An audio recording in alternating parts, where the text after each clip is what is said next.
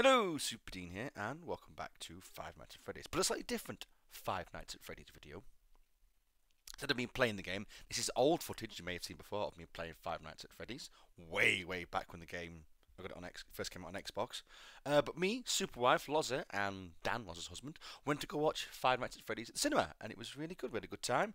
There were some good things, there were some bad things. I'm going to try and talk the first bit, kind of keeping it spoiler-free-ish, and then we'll delve into some spoilers towards the end, so I'm not spoiling it for anybody. If they want to go watch it, I definitely would recommend going to watch it. It's a good film. If you're a Five Nights at Freddy's fan, definitely go watch it.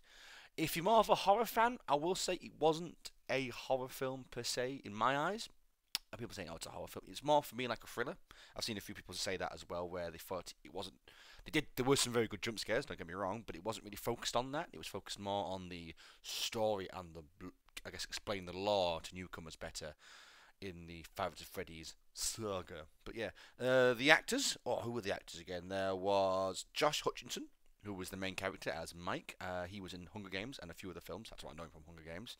There was Matthew Lillard. He was in it as well.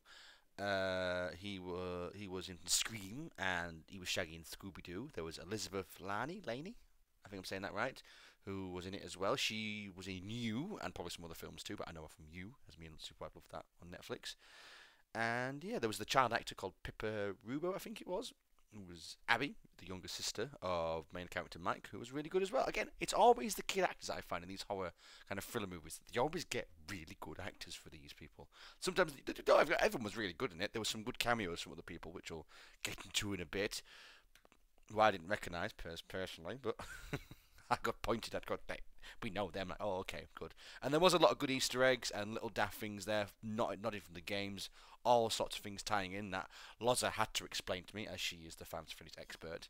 I had to explain bits to Superwife because she has no idea what most of the Five Nights at Freddy's stuff is about. And I went to Lozza like, "What's this?" And okay, like, this is what this is, Superwife, and I have to explain it. But yeah, the best thing by far in the movie was the animatronics: Freddy, Chica, Bonnie, and Foxy. How did I forget Foxy?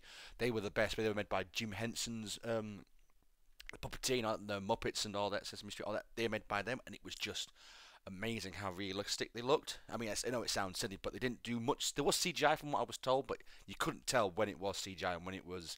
But I think majority of the film was the puppets, and it was just ridiculous how you could sort of see them popping along and stuff, and how they were 1 minute, which a lot of people didn't like, which I think was a shame. So a lot of things I've seen, they were quite different. I don't think people were expecting. I don't want to go into spoilers how they were going to react and be, but when they were scary, it was very good. And when I'll go into spoilers, when they were that way, they were very good as well. I like that, to be honest, too. Um, again, the sound was great. The stage design was amazing. I love how, again, when you're in Five Nights at Freddy's, it just it did look different from the game. But if you've ever read the books and the comics, it looked just pretty much like a sort of they've taken it out and gone whack, and that was really cool. I know sometimes they had to change things like that. The only thing that bugged me a little bit, again, it was similar in the comics to the games. How it's always like Bonnie, Chica, and Freddy on the stage, and then Foxy's kind of off somewhere else, but he was there too. So kind of good to keep them all together more than having Foxy in his own little space. Uh, well, I think there's anything else not spoilery again, because it's quite a heavy. Again, without going, I don't want to go into too many spoilers, but without saying anything, it's quite an easy one to sort of just go, you can do this, and straight into the spoiler factor of things. But definitely a good watch. Just for me, the ending went a little bit flat for me. The beginning was good. There was bits in the middle where it was going up and down, at the ending for me, but from what I've been told by Loz and Dan, and I think it's been confirmed now as well, there's going to be a sequel, which obviously that kind of leaves it open for the sequel bait and stuff. And there was bits in the credits and stuff that was quite cool to see. But yeah, definitely a good film if you want to go watch it. I will say, the only bad thing for me in the whole thing was the cinema, which isn't the cinema's fault. It's just adverts nowadays. I don't want to moan and stuff. I feel bad, but there were so many adverts before even Superwife noticed it. We got there at 7:30. The film didn't start until like 8:15. So that's pretty much 45 minutes of adverts, which normally I don't mind trailers. I like watching trailers for certain film stuff. If it's something I want to watch, I will avoid it completely and not watch trailer, not look at any reviews, because I want to say, same as Five Nights at Freddy's, I'll watch nothing, not a sausage. All the films and games that I want to watch or play, I will avoid and not watch them.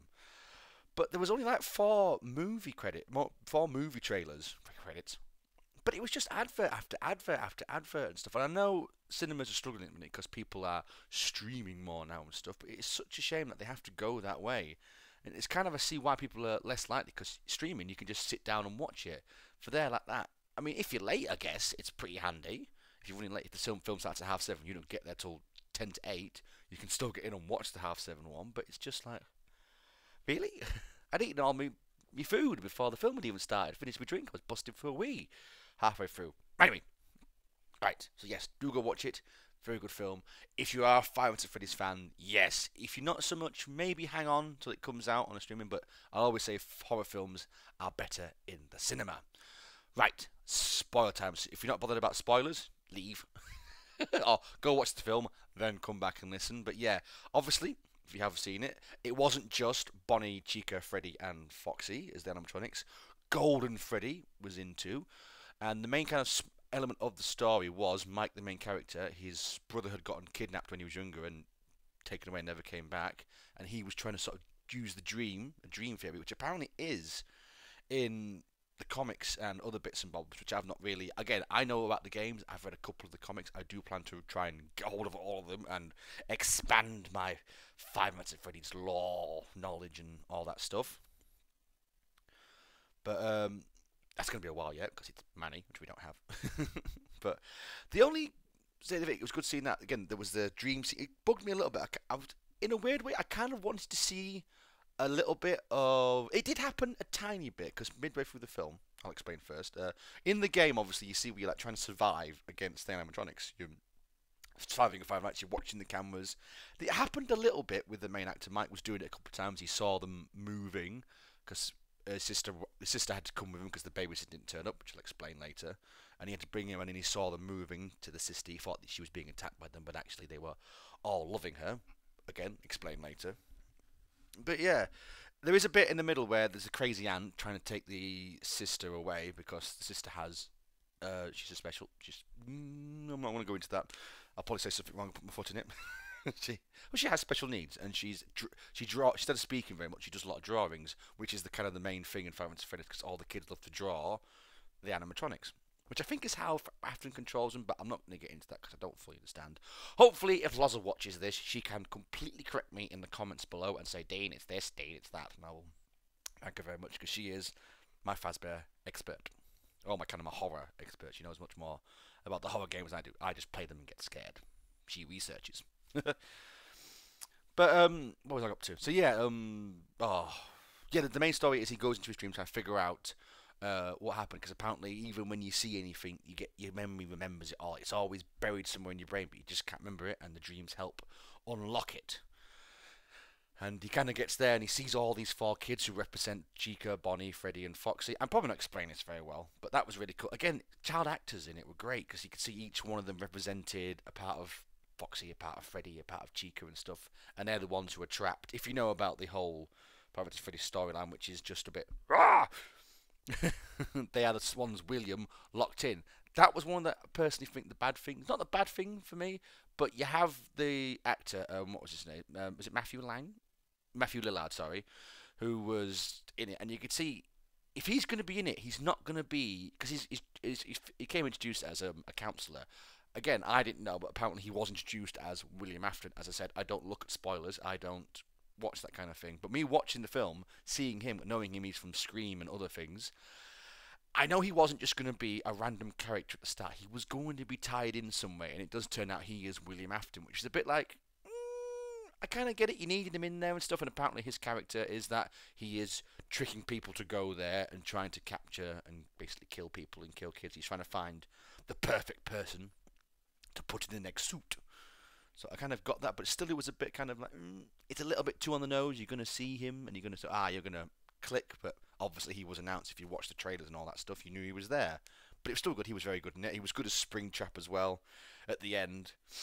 He had a good little monologue too. He put some bits from Screaming apparently as well in Screaming, like the way he cleans the knife before he stabs someone. He was doing that as well, which is really cool. Again, I've not fully seen the Scream film, so I don't really know, but Superwife pointing that out to me. It's like, that's what Ghostface did, and he did it as well. So it was kind of a cool nod to that as well.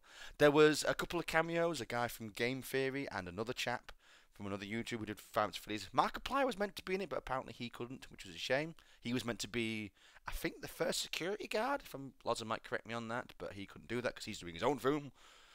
But people doing their own films. That was cool seeing them two cameos as well. The best kind of two jump scares for me was annoyingly Balloon Boy, who I don't like. He was hidden in a locker. The locker door opens and Balloon Boy goes, "Moo!" And that was one that got me good. And there was another one later on where it was Cupcake who got me, which was annoying as well. Yeah, because Cupcake was kind of more active in the games and stuff. Cupcake never does that much, which is a shame. But then this one, the films, it was really cool. I wish maybe in the games Cupcake was her own little entity. That would have been really cool seeing Cupcake do stuff because she was the one running around the vents and stuff. Which leads me on to the bit where you did see one of the guys who was sent in to try and stop Mike from keeping his job to smash the place up was in the security room. He was watching the cameras, seeing them move about and stuff. Cupcake was trying to get in for the vent, and he was like stopping her from getting in. So that was a bit similar to the old games and stuff, where you had to stop the animatronics from getting into the security room. But that was only maybe about 2-3 minutes. I know you can't do the full game as a movie and stuff. It would never work. It would be a really weird way, but it would have been cool to have a bit more of a nod to that. And so the animatronics, a lot of people didn't like. When they were being evil, they were very cool. There was like, Chica didn't get a kill. There was only that one kind of area where everyone got killed, really. But to me, Five Nights at Freddy isn't about the kill, so that's why to me it isn't really a horror film. To me it is more of a thriller, because in the game, and maybe again in the comics, maybe a lot more murder stuff. I need to read them, and in the books and stuff, will read them at some point. But in the games, from what I'm my gaming knowledge, once the security guard is dead, game over. That's it. The game has done. It's that kind of story over. You have to reset and start again. But that was obviously so. I kind of weaned down a daft joke of a kill count, which he said Foxy won, but technically Foxy didn't win that, Dan. So if you're watching this, because Foxy caught, there's a security guard at the start which Foxy catches, and then puts in this chair where a big like bladey mask comes on and rips his face off, which I didn't fully understand, but super wife, and I'm sure Loza may have got that better than me. Which so technically Foxy caught him, but in the next kind of scene later on in the film and stuff, Bonnie gets a kill. She like beats a guy to death with her guitar, smashing him in the face. Freddy does like the reenactment of the Bite of '87, where he chews a lady in half, who's the babysitter of that. That's why Abby then comes to the meets all the animatronics. There was the Cupcake who kind of bit a guy's face off, who just like sat there like hello and jumped out and a bit like the Symbol guy from Security Breach, which kind of that guy. She was more like him. And then Foxy got a guy as well doing his little song, going dum dum be dum dum, which was cool to listen to and hear in live action.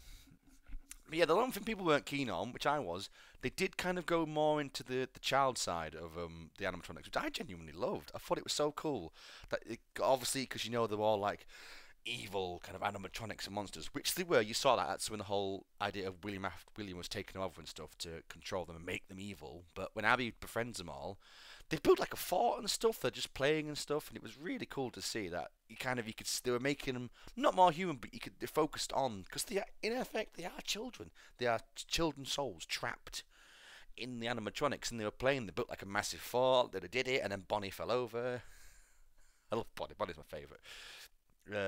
Yeah, there was say Golden Freddy was in it too, but Loza might hopefully correct me on this if she watches this, but from what I understand, Golden Freddy was the first one stuck in a suit, the child, but was he never left? Because I think, if I remember rightly, them four are trapped. The four in the suits of Freddy, Bonnie, Foxy, Chica are trapped in the pizzeria because the souls are kind of in the suits and trapped in there. They can never kind of leave. But Golden Freddy wasn't killed in there. The kid wasn't put in the suit there. He was put in elsewhere, so he can kind of roam outside, but can never come in the building. Am I right? I don't know. Again, I'm not fully up on the law. It would have been kind of cool to see more Springtrap as well, personally. See him wandering around doing stuff. It was more just focusing a little bit on the story element. It would have been kind of nice to see more of animatronics. But again, that's my personal opinion, because I love the animatronics. I love that kind of side of the game. But I know in a modern day film now you can't kind of focus on that stuff. I know I've been waffling for ages now. I'm only at 15 minutes. I'll try and wind up really quick. Sorry. I've really enjoyed the film. It was really good. I hope the sequel is just about the same. It's what bugs me nowadays with certain things that reviewers have absolutely bombed it and stuff, and it's not doing very well in the reviews. I'm hoping when that personal reviews, I might even go do one myself as well, write it gets a lot better.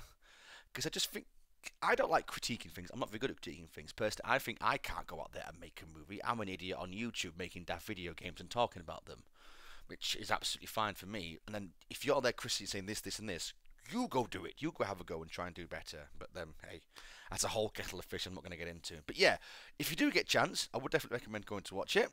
I'd say don't walk on the laptop, you. The only sort of bit for me that was kind of disappointing was the ending. But again, to set up for the sequels, it made sense. And to learn, as I can say, I'll probably learn more about it when I go read. I think I need to get a list of things to get off Loza to read. I have got. Hello, Superdean here. Sorry for the kind of weird audio. I'm having to use the laptop microphone. I have no idea where it is because the wire I used to connect my microphone to the laptop has stopped working. And it stopped working midway through the video, or midway through the last couple of minutes towards the end. So I didn't get the ending recording. So anyway, to sum up, probably would have said it, but definitely go watch it. It's a very good film, 5 Nights at Freddy's. And yeah, we'll end it there. So thank you for watching. Hope you enjoyed it, and I'll see you in the next one. Superdean, and probably lots of the YouTube chat when you get around to it.